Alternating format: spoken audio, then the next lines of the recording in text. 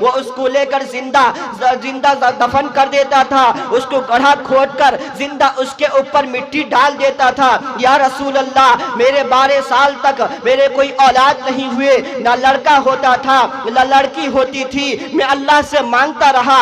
اللہ نے 12 سال کے بعد، بڑی آرزوؤں کے بعد، بڑی تمناؤں کے بعد مجھے ایک لڑکی عطا کیا جو نہایت ہی خوبصورت ہے، نہایت ہی اچھی لڑکی ہے۔ MT میڈیا اڑیسہ کو سبسکرائب کریں، بیل آئیکن کو ضرور دبائیں۔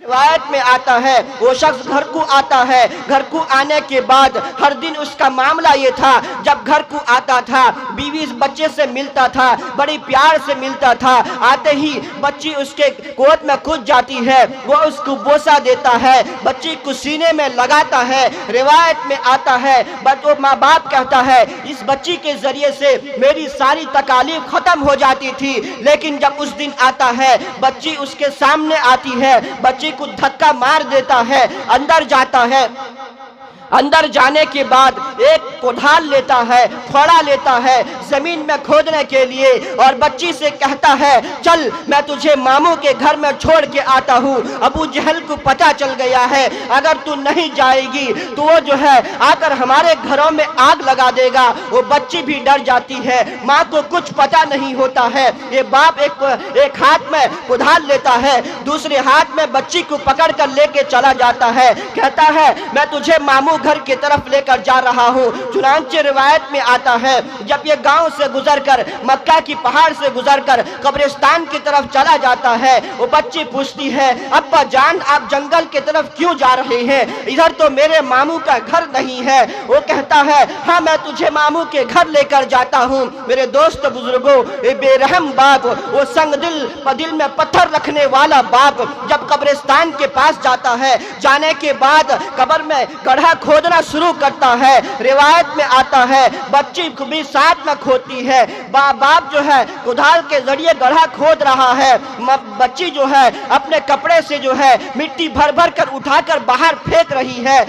بچی بھی جو ہے باپ کا ساتھ دے رہی ہے، باپ کا ہاتھ بٹا رہی ہے۔ میرے دوست بزرگوں، وہ باپ اس کے دل میں رحم نہیں تھا، وہ باپ جس نے اپنے بیٹی کو اپنے سامنے زندہ درگور کر دیتا ہے۔ روایت میں آتا ہے جب گڑھا کھود دیتا ہے اسی پہ درمیان جو ہے باپ کے چہرے پر مٹی گر جاتا ہے، وہ بچی جو ہے اپنے ہاتھ سے صاف کر دیتی ہے، کہتی ہے ابو جان آپ کے چہرے پر مٹی لگ گئی ہے میں صاف کر دیتی ہوں۔ میرے دوستو، ماں بچی جو ہے باپ کے ساتھ مل کر کام کرتی رہی۔ جب گڑھا مکمل ہو گیا ہے، جب ہونے کے بعد یہ باپ کہتا ہے اے بچی مجھے تجھے اس میں زندہ درگور دفن کر دینا ہے، زندہ تجھے مار دینا ہے۔ وہ بچی کہتی ہے ابا جان مجھے بتاؤ تو صحیح میرا کیا قصور ہے، میرا کیا جرم ہے، مجھے کس وجہ سے آپ زندہ دفن کر رہے ہیں، بھلا بتاؤ تو صحیح کس جرم میں آپ نے مجھے دفن کر رہے ہو۔ وہ بچی رو رو کر کہتی ہے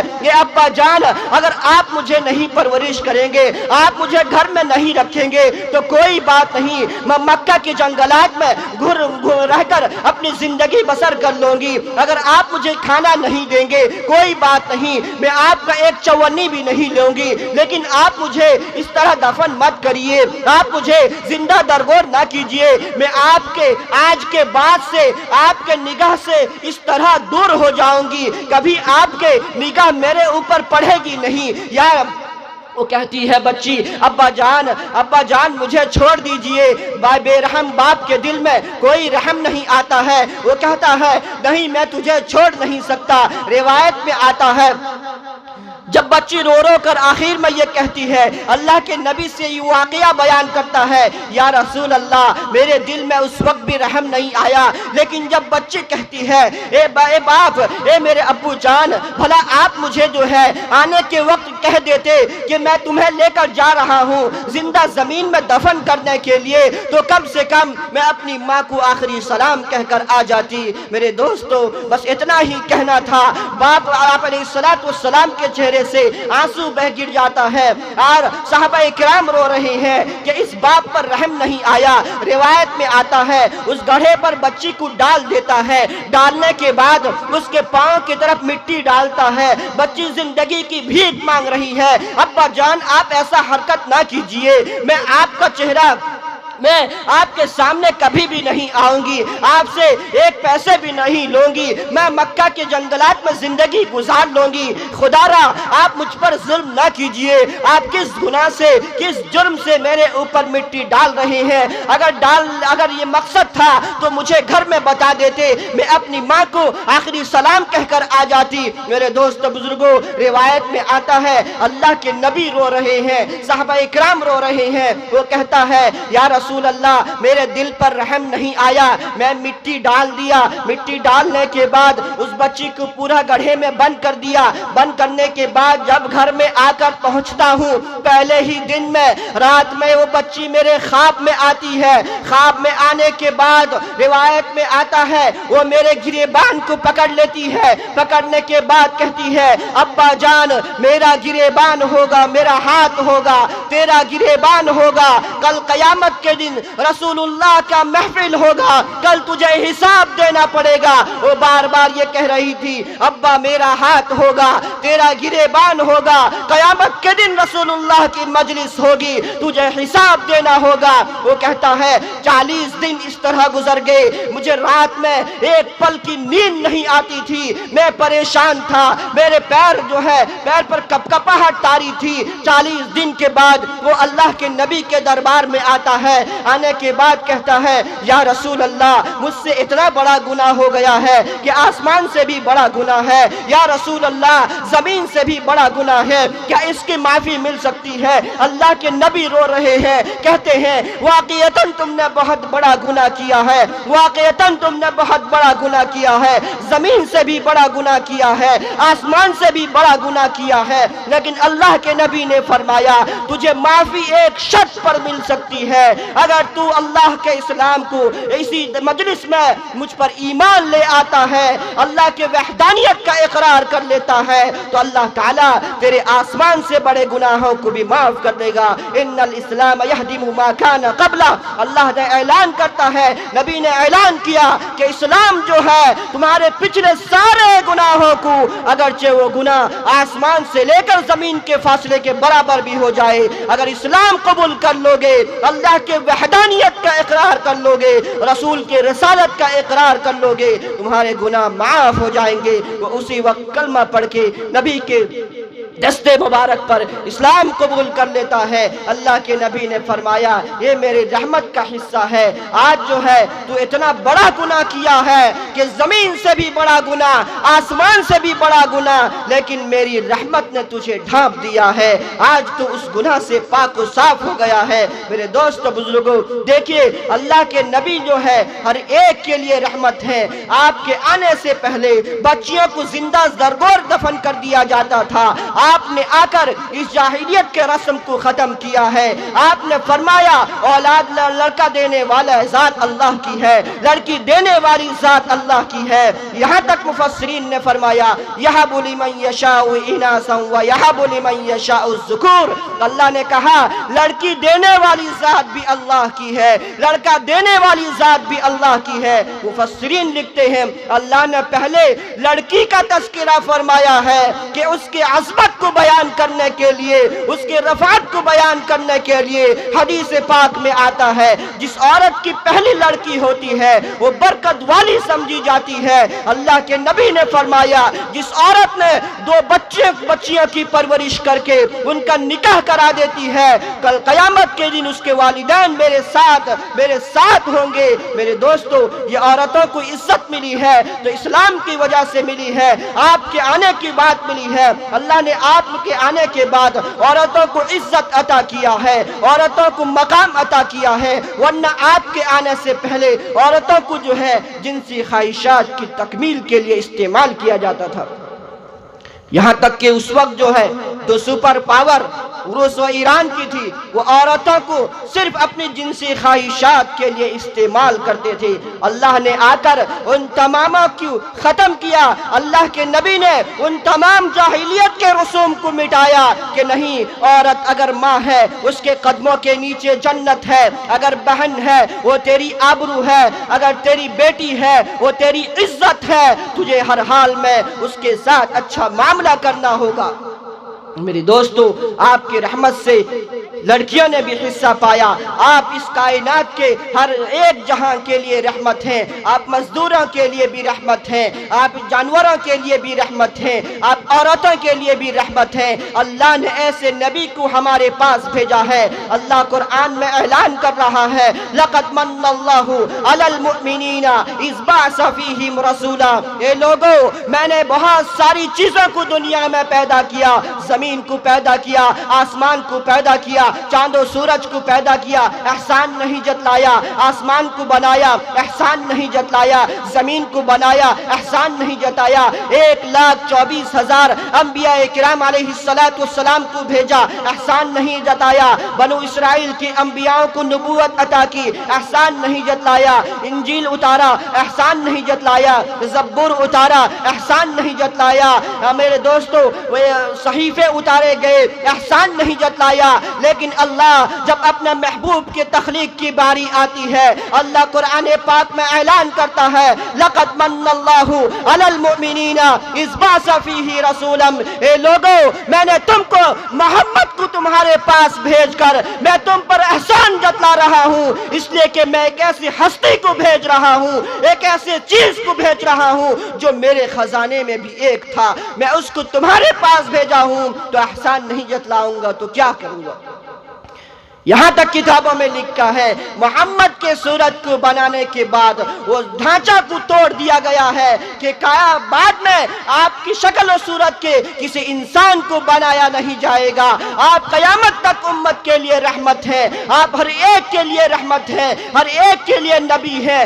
آپ کی نبی شریعت آخری شریعت ہے، اب کے بعد کوئی نئی کتاب آنے والی نہیں ہے، کوئی نبی آنے والا نہیں ہے۔ میرے دوست بزرگوں، اللہ تبارک و تعالیٰ نے نبی کو ہم اور آپ کے درمیان بھیجا ہے، وہ نبی جس کے خاطر حضرات انبیاء کرام علیہ السلام بھی اللہ سے دعا کرتے تھے، اے اللہ مجھے نبی نہ بنا لیکن محمد کا امتی بنا کر اتار۔ آج اللہ تبارک و تعالیٰ نے ہم اور آپ کو بغیر مانگے، بغیر دعا کیے، بغیر کسی خواہش کے، بغیر کسی رغبت کے امت محمدیہ بنایا ہے۔ جب اللہ کے نبی کو اللہ کے نبی کے امت میں پیدا فرمایا ہے، ہمارا مرتبہ بھی بہت اونچا ہے، ہمارا مقام بھی بہت اونچا ہے۔ وہ نبی جو ہر وقت ہمارے لیے غم میں رہتے تھے، فکر میں رہتے تھے، کیسے میرا امتی جو ہے جہنم سے بچ جائے، جنت میں جانے والا جو بن جائے۔ اللہ کے نبی جناب رسول اللہ صلی اللہ علیہ وسلم ہر وقت امت کے فکر میں رہتے تھے۔ آپ سفر میں ہوتے ہیں، امت کے بارے میں سوچتے ہیں، حضر میں ہوتے ہیں، امت کے بارے میں سوچتے ہیں، گھروں میں ہوتے ہیں، امت کے بارے میں سوچتے ہیں، مجمع میں ہوتے ہیں، امت کے بارے میں سوچتے ہیں، کیسے میرا امتی جو ہے دیندار بن جائے، شریعت میں چلنے والا بن جائے، میرے سنت پر چلنے والا بن جائے۔ میرے دوست بزرگوں، جو نبی ہمیں تنہا بھی رہا ہے، امت کر کے یاد کیا ہے، لوگوں کے ساتھ بھی رہا ہے، امتی امتی کہہ کے یاد کیا ہے، تنہائی میں بھی ہمیں یاد کر رہا ہے، لوگوں کے سامنے بھی ہمیں یاد کر رہا ہے، گجراتوں کے اندھیرے میں بھی ہمیں یاد کر رہا ہے، دن کے اجالے میں بھی ہمیں یاد کر رہا ہے۔ لیکن آج ہم اسی نبی کے امتی ہیں، اسی نبی کے نام لیوا ہیں، لیکن ہماری زندگیوں کے اندر نبی کی سنت نہیں ہے، نبی کی سیرت نہیں ہے۔ ہم اپنی زندگیوں کو جھانک کر دیکھیں، کس طرح ہم زندگی گزار رہے ہیں۔ آیا ہمارا آپ کی شب و روز کی زندگی جو ہے نبی کے سنت کے مطابق گزر رہی ہے یا نہیں؟ میرے دوست بزرگوں، اللہ کے نبی نے اللہ تعالیٰ قرآن پاک میں اعلان فرما رہا ہے، النبی اولا بالمؤمنین من انفسہم، کہ لوگوں نبی کی محبت جو ہے تم کو اپنے جانوں سے بھی زیادہ ہونی چاہیے۔ جب تک نبی کی محبت تمہارے دلوں میں دنیا کی تمام چیزوں سے زیادہ اگر نہیں آئے گی، وہ انسان کامل ایمان والا نہیں کہلائے گا۔ آج ہم اپنے گھروں میں دیکھیں، اپنے محلوں میں دیکھیں، اپنے معاشرے میں دیکھیں کہ ہم زندگی گزار رہے ہیں، کتنی نبی کی سنت پر عمل کر رہے ہیں، کتنا ہم اللہ کے حکم کو پورا کر رہے ہیں۔ میرے دوست بزرگوں، اسی طرح اگر ہم زندگی گزاریں گے تو خدا کی قسم کل قیامت کے سامنے نبی علیہ السلام ہم سے پوچھ لیں گے، اے امتی بتا، میں نے جو تجھے تعلیم دے کر آیا تھا، تجھے نماز کا حکم دیا تھا، نماز کا طریقہ بتایا تھا، روزے کا طریقہ بتایا تھا، حج کا طریقہ بتایا تھا، زکوٰۃ کا طریقہ بتایا تھا، یتیموں کے ساتھ خیرخواہی کا معاملہ کرنے کا حکم دے کے آیا تھا، بچوں پر شفقت کا معاملہ حکم کرنے کا حکم دے کے آیا تھا، پڑوس کے ساتھ حسن سلوک کا معاملہ کرنے کا حکم دے کر آیا تھا، تو میری احکام پر کتنا عمل کیا ہے؟ وہاں جو ہے ہمیں حسرت اور افسوس ہوگی، وہاں اللہ کے نبی کے سامنے چہرہ ہمارا دکھانے کے قابل نہیں ہوگا۔ ہم سے تو حال یہ ہے کہ آج ہم دنیا کے پیچھے، دنیا کے مال و دولت کے پیچھے، دنیا کی خواہشات کے پیچھے اتنا آگے نکل چکے ہیں کہ ہمیں اللہ اور اس کے رسول کے حکم کی پرواہ نہیں ہے۔ آج ہر انسان کے ذہن میں یہ بات ہوتی ہے کہ کیسے میں اس دنیا میں 2 پیسہ زیادہ کما لوں، اگر پیسہ نہیں ہے تو کچھ بھی نہیں ہے۔ میرے دوستو، ٹھیک ہے آپ روزی کمائیں، اللہ اعلان بھی کر رہا ہے کہ اللہ نے دن کو بنایا ہے روزی کمانے کے لیے، یہ کوئی منع نہیں ہے، بلکہ اللہ نے کمانے کا حکم دیا ہے، توکل کر کے گھر میں بیٹھنے کا حکم نہیں دیا ہے، توکل کے ساتھ ساتھ اسباب کے تلاش کا بھی حکم دیا ہے۔ لیکن جہاں اسباب کے تلاش کا حکم دیا ہے، دنیا کمانے کا حکم دیا ہے، پیسے کمانے کا حکم دیا ہے، تجارت کرنے کا حکم دیا ہے، نوکری کرنے کا حکم دیا ہے، زراعت کرنے کا حکم دیا ہے، وہیں یہ آواز لگایا ہے، اے لوگوں، جو تمہیں روزی دینے والا ہے، جو تمہیں نوکری دینے والا ہے، جو تمہاری خواہش کو پوری کرنے والا ہے، اگر تم اس کو چھوڑ کے دنیا کے پیچھے بھاگو گے تو دنیا جو ہے تمہیں حاصل نہیں ہوگی، دنیا بھی تمہاری تباہ و برباد ہوگی اور آخرت بھی تمہاری برباد ہو جائے گی۔ اگر دنیا میں اللہ اور اس کے رسول کو مان کر زندگی گزارو گے، دنیا بھی اللہ تمہاری سنوار دے گا اور مرنے کے بعد کی زندگی کو بھی تمہاری اچھا بنا دے گا۔ میرے دوستو، ہم دنیا کماتے ہیں لیکن ہمیں نماز کی فکر نہیں ہے۔ آج کا مسلمان جو ہے سب سے زیادہ نماز سے دور ہے، مسجد سے دور ہے۔ میرے دوستو بزرگوں، دنیا کے حالات ہم اور آپ کے سامنے ہیں۔ آپ جو ہے اس سے پہلے بھی بیماری آئی، اس میں جو ہے کتنے لوگ ایسے تھے جو کل ہمارے درمیان بیٹھتے تھے، جن کو ہم دیکھتے تھے، جن سے سلام مصافحہ معانقہ کرتے تھے، لیکن آج وہ ہمارے درمیان نہیں رہے، اللہ کو پیارے ہو گئے ہیں۔ ایک نہیں سینکڑوں واقعات ایسے ہوں گے، ان کے بلڈنگ دھرے رہ گئے ہیں، ان کی جائیداد کی جائیداد رہ گئے ہیں، یہاں تک نوبت آ گئی کہ بیماری اگر آ جاتی ہے کوئی کسی کو ہاتھ لگانے کے لیے تیار نہیں ہوتا ہے۔ میرے دوست بزرگوں، اتنی نفرت کے ماحول پیدا ہو گیا تھا، کوئی کسی کو دیکھنے کے لیے تیار نہیں تھا، گویا کہ نفسی کا عالم تھا۔ ہم کبھی سوچا ہے اللہ نے جب اس بیماری میں ہمیں صحت اور عافیت عطا کی ہے، اب تک رکھا ہے، گویا کہ اللہ تبارک و تعالی اس طرح کے واقعات دے کر ہمیں وارننگ دے رہے ہیں اور یہ بتلا رہے ہیں، اے لوگوں، یہ ایک جھلک ہے، اس پر تم سدھر جاؤ گے، اگر نہیں سدھرو گے خدا کی قسم آنے والا پھر ایک دن آئے گا، تمہاری بھی گرفت ہوگی۔ ان واقعات کو دیکھ کر ہمیں سبق حاصل کرنی چاہیے کہ کتنے دنیا کمانے والے، کتنے مال و دولت کے پیچھے بھاگنے والے، کتنے ایسے لوگ جن کے پاس بینک بیلنس کا ذخیرہ موجود تھا، وہ اس دنیا کو خیر آباد کہہ کر چلے گئے۔ قبر میں کوئی چیز ساتھ نہیں جا رہی ہے بلکہ تنہا جا رہا ہے۔ یہ واقعات ہمیں یہ احساس دلا رہے ہیں، یہ ہمیں بیدار کر رہے ہیں، اے لوگوں، ابھی بھی وقت ہے، جاگو، اگرچہ تمہارے گناہ سمندر کے ریز جھاگ سے بھی زیادہ ہو گئے ہیں، اگرچہ تمہارے گناہ بالو کے قطرے سے بھی زیادہ ہو گئے ہیں، اگر تمہارے گناہ درخت کے پتے سے بھی زیادہ زیادہ ہو گئے ہیں تو کوئی بات نہیں، اللہ کے نبی جناب رسول اللہ صلی اللہ علیہ وسلم اعلان کر رہے ہیں التائب من الذنب کمن لا ذنب له۔ اے لوگو آؤ میرے دربار میں توبہ کرو، آؤ میرے دربار میں آنسو بہاؤ، آؤ میرے دربار میں رو، میں تمہارے درخت کے پتوں سے بھی زیادہ گناہوں کو معاف کر دوں گا، میں تمہارے جمندر کے جھاگ سے بھی زیادہ گناہوں کو معاف کر دوں گا، میں تمہارے ددیوں کے ریت سے بھی زیادہ گناہوں کو معاف کر دوں گا، لیکن آؤ میرے دربار میں آؤ، ایک قطرہ آنسو اگر بہاؤ گے، اللہ تبارک و تعالی حدیث پاک میں اللہ کے نبی فرماتے ہیں اللہ تبارک و تعالی کے دربار میں اگر کوئی انسان نادم اور شرمندہ ہو کر ایک قطرہ آنسو بہاتا ہے، وہ جو ہے سونے چاندی کے کئی سونے چاندی کے محل سے بھی زیادہ بہتر ہوگا۔ میرے دوست بزرگوں، حضرت ایک صحابی رسول عقبہ ابن عامر رضی اللہ تعالی عنہ اللہ کے نبی سے سوال کرتے ہیں، یہ بہت عمدہ سوال ہے کہ اللہ نے حضرت عقبہ ابن عامر کو پوری امت کی طرف سے جزائے خیر عطا کر رہے۔ حضرت عقبہ ابن عامر اللہ کے نبی جناب رسول اللہ صلی اللہ علیہ وسلم سے سوال کرتے ہیں، یا رسول اللہ من نجا، کون شخص نجات پائے گا؟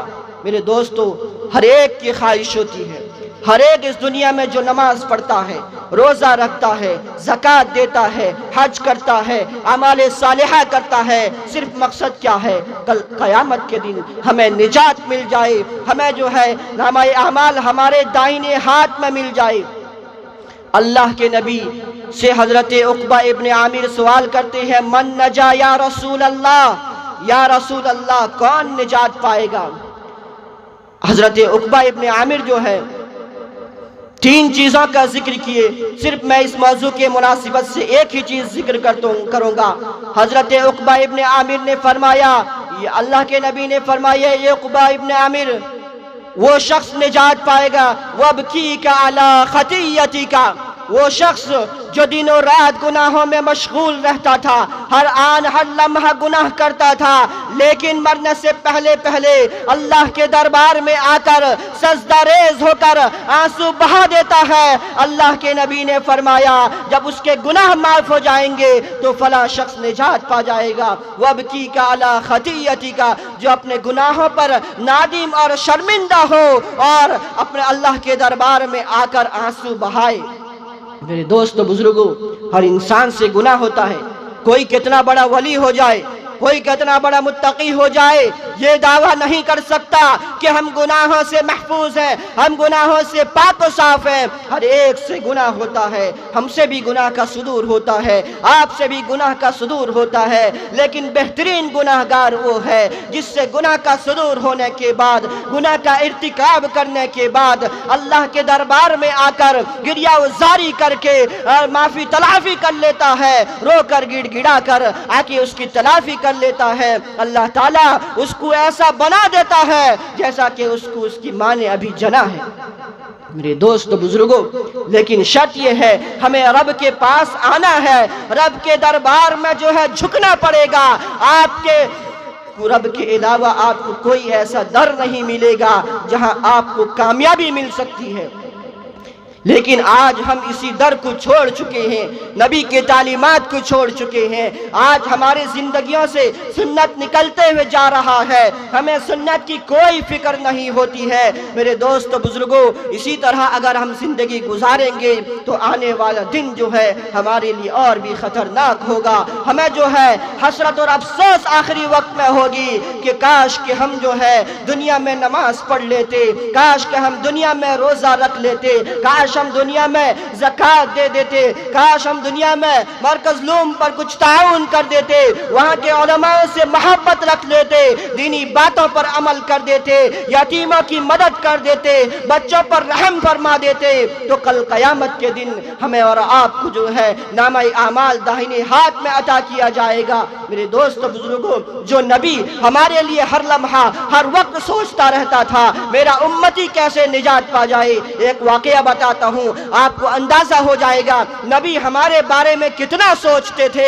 حدیث پاک میں آتا ہے کہ اللہ کے نبی کے پاس حضرت جبریل علیہ السلام آتے ہیں. آنے کے بعد اللہ کے نبی کے پاس بیٹھ جاتے ہیں. اللہ کے نبی حضرت جبریل سے کہتے ہیں اے جبریل کیا وجہ ہے, تمہارے چہرے پر غمی کے آثار ہیں, بڑے مایوس لگ رہے ہو, بڑے افسردہ لگ رہے ہو, بڑے رنج و غم میں لگ رہے ہو. اللہ کے حضرت جبریل کہتے ہیں یا رسول اللہ میں اللہ کے حکم سے جہنم کا نظارہ کر کے آ رہا ہوں. اللہ نے مجھے جہنم کا نظارہ کرنے بھیجا تھا, میں جہنم کا نظارہ کر کے آ رہا ہوں. اللہ کے نبی نے فرمایا حضرت جبریل بتاؤ تم جہنم میں کیا دیکھے ہو.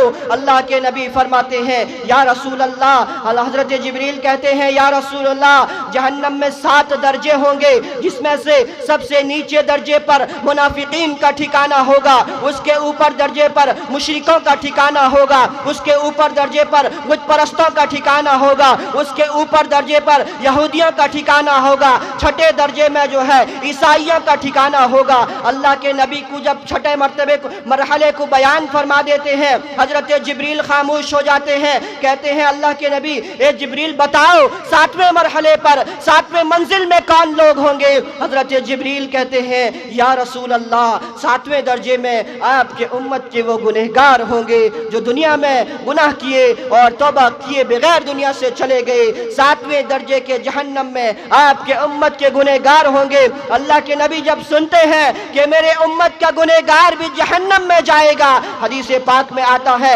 اللہ کے نبی غموں میں چور ہو جاتے ہیں. روایت میں آتا ہے حجرے کو چلے جاتے ہیں, جا کر اللہ کے نبی کے دربار میں اللہ کے نبی کے اللہ کے سامنے سجدہ ریز ہو جاتے ہیں, زار و قطار سے روتے ہیں, آنسو بہاتے ہیں, اللہ سے دعا کرتے ہیں اے اللہ تو میری امت کی مغفرت فرما. میرے دوستو 3 دن یہی معمول رہا.